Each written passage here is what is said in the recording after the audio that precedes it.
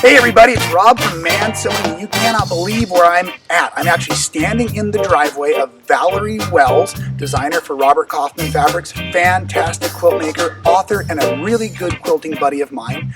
If you'll follow me, we're going right up into that little window up there, and we're going to get to learn some block printing from Valori Wells, one of the masters.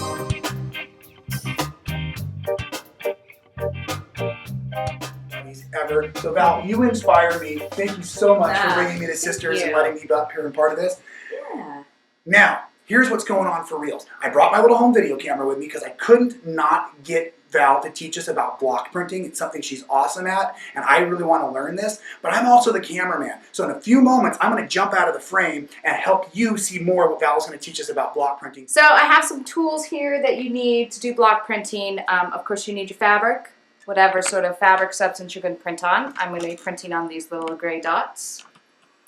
Then you need to have your printing material, which Rob is going to show you in his magical editing what this material is, because it's a funky stuff. You can cut on both sides of it.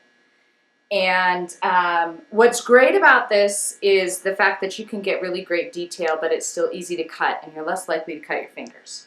It looks like this before we cut it, and we have to get our design on it. So I start out sketching my design. So here we have our, I'm going to put it against the red paper so you can kind of see.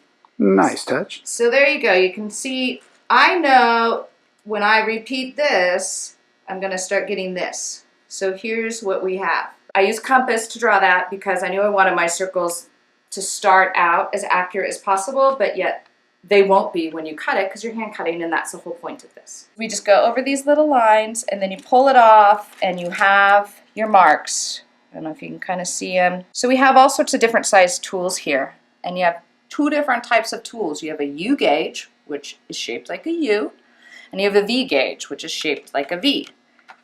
This is an example of a very large U gauge. See how large it is? And let me tell you, when they cut your finger, it makes a very large gash.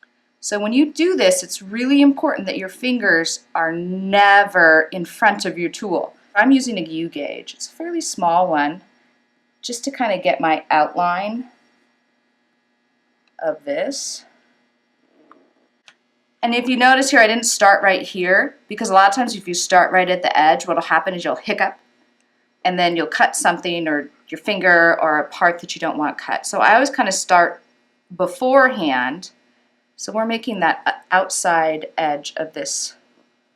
Are you pushing real hard? Okay, so yeah, you know, pressure is a big one. Okay. Because could you push through it if you put too much pressure? If you go too deep, what happens is all you do is just gouge out the stuff. And you know, quite opposite, if you don't cut deep enough, when you print, it'll show.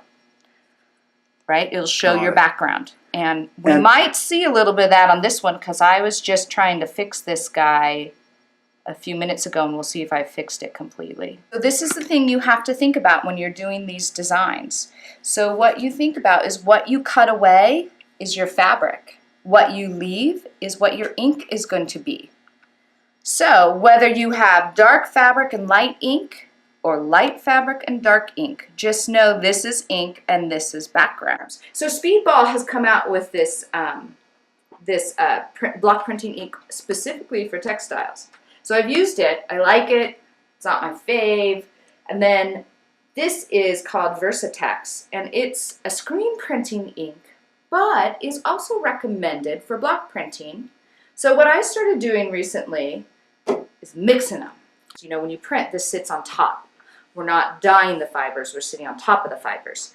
So you want it to, I find that like these screen printing inks are really bright, but they're too thin, whereas these are kind of thick. So when I printed the other day using a combination, one, I got a nicer color, and then two, it was a better consistency. Transparency affects, of course, color.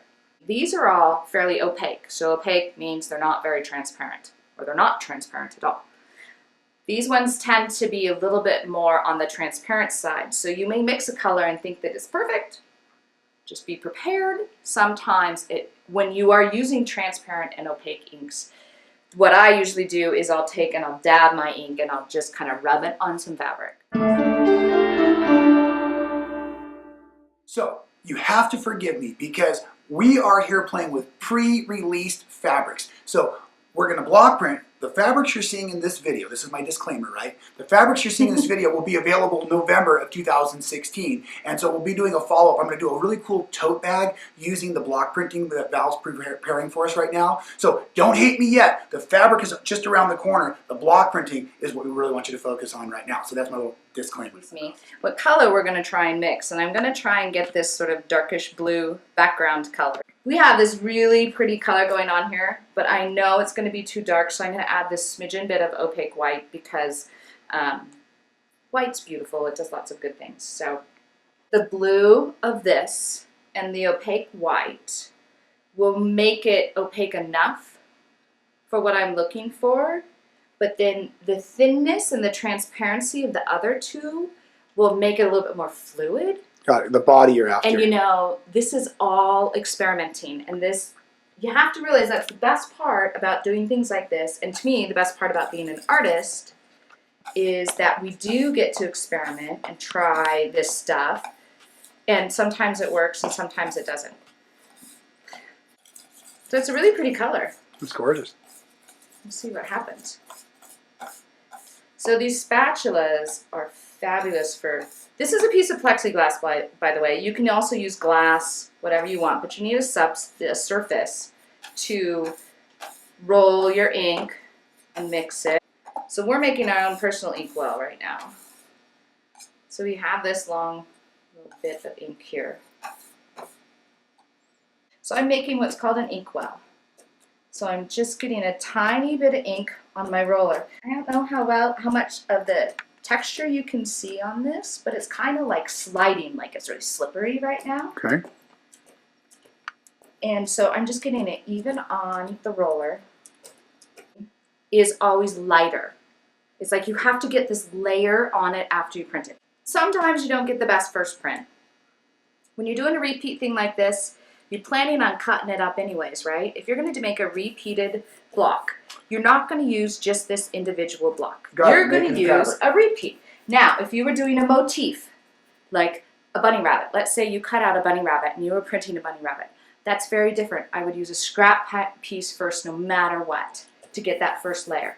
Okay, so here's, I don't care which way it goes, I'm just going to start. I just kind of go to the edge, put it down. Now, part of the reason I am using a padded ironing board, when you are hand block printing, you need that little bit of give. Does that make sense? Like you have that little bit of squish in here. Whereas if you were using just a flat table, it would be so hard. This allows you to get a little give. You can use your palm of your hand, you can use your fist, whatever it is, make sure you get pressure all around. Here's the thing, this to me says that I need to tweak my ink because it's so thin. So look at this really quick because I want you to see how where I cut, how the areas that weren't cut down as deep, see how they show? Sure. But that's not a bad thing, right? Okay, right. So we're going to try this again. Let's see what happens. Okay, so oh, wow. See, the first to the second. Now, granted, I know I didn't have enough ink on that. You also have to realize that your ink is going to dry slightly darker than it looks. You know, don't get too attached. No, that's my own problem. You know, I get attached to a color or something. You want to kind of go in all directions so that the edge of your roller doesn't leave any marks. And one of the things about inking, you aren't pressing hard when you ink. Now, I am not a perfectionist when it comes to things like this, and if that's something that's really, really important to you, then pay close attention to how you cut your block and take your time. If you rush, it won't work. So, you hear the clicking of this, but hear that sound? It's very specific. Now, when you have too much ink, you don't hear it. You hardly hear it at all, right? Now, and I saw more glare. And as you fill, but if you fill your well, that little bit of ink gets in there, right? So now we're gonna. So when it sounds like you're walking across the house with Scotch tape on the bottom of your yes. You can see it. That's a great tip. And if you get on a roll and you're not talking, You can do this pretty quick. I'm gonna print this one and then you can come over and roll it. You're gonna have to fill the well because I've kind of pulled a lot of ink out of the well. Roll and pick up and roll and pick up to get even amount on your roller. Right? Okay, you have to do the same thing here. This is just like painting a house. Oh yeah. In pulling up the roller. Okay. Okay, so you're gonna want to pull in a little, not like that. You just roll it up and you barely touch it. And then you have to roll it out and see it'll distribute the ink. Got it. Now you just put it kind of in the corner, butt it up, and then make sure it's butt up over here. Okay. And then press down. Oh, you don't have to use your humongo strength. So see, okay. and I'm very specific. I'm specifically, I know there's this thing right here, so I'm specifically adding a little extra pressure there. Got it. Okay, now lift it up. All right, and there we go. Not enough pressure or not enough ink? Not enough ink, probably. Okay. Is it, you find your own way. Right. This is my way of doing it, and all I'm doing is giving you as many different techniques as possible. Voila! Bravo! Wow, bravo! Look at that! Hey, not too shabby. Good job. Got it. I don't think you have enough on there, but okay. I'll take you. You're the pro. That's why I'm here. You're the pro.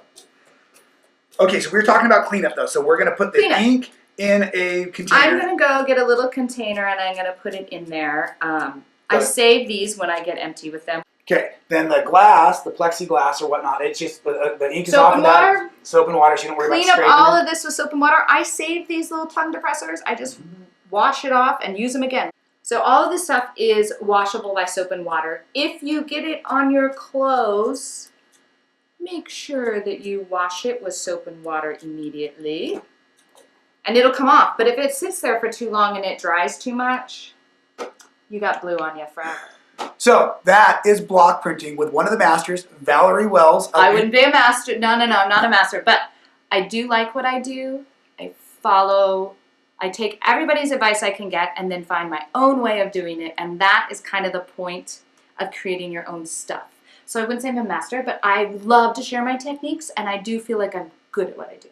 Well, I can't thank, yes, absolutely. I can't thank her enough for joining us. I can't thank her enough for letting us all in her studio. And also a quick plug, make sure at least once in your lifetime, you get to come up and be part of the Sisters Outdoor Quilt Show. This is a fantastic event. There's a whole week of classes first. I just love being up here with Val and her mom, Jean Wells. It's just awesome, awesome, awesome. We are such blessed individuals to get to do this for all of you. Thanks for watching here at Man Sewing.